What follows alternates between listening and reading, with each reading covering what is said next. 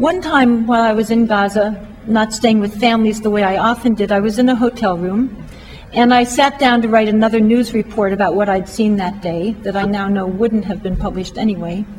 But instead of writing a news report, I found myself writing a letter to Americans back home.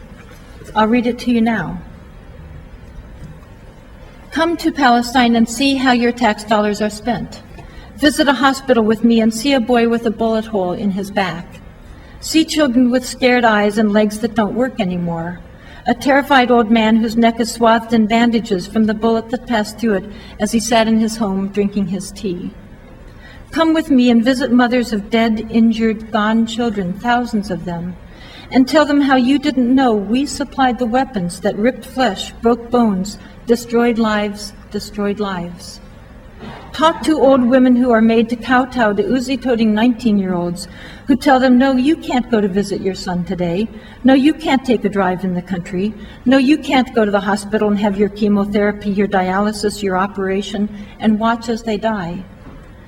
Come to the borders with me, invisible lines in the sand between towns that Israel has drawn with its tanks and helicopters and 200 nuclear weapons.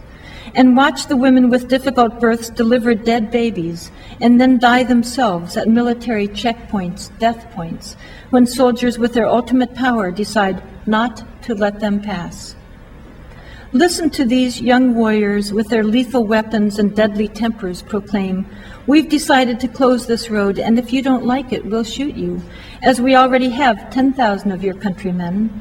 Don't look at us wrong, or we'll shoot out your eyes. As we have 28 of your children, we're not cruel. We left 27 of them with one eye.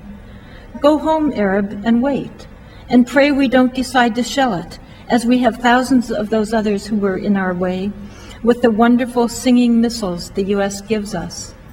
Go harvest your crops, Arab, until we decide to bulldoze your 100-year-old date palms and ancient olive groves, your strawberry fields forever gone. Come to Palestine, Americans, and see your tax dollars at work, millions and millions of them, every day, and weep with me for our victims and our guilt, and then say, no more. Thank you.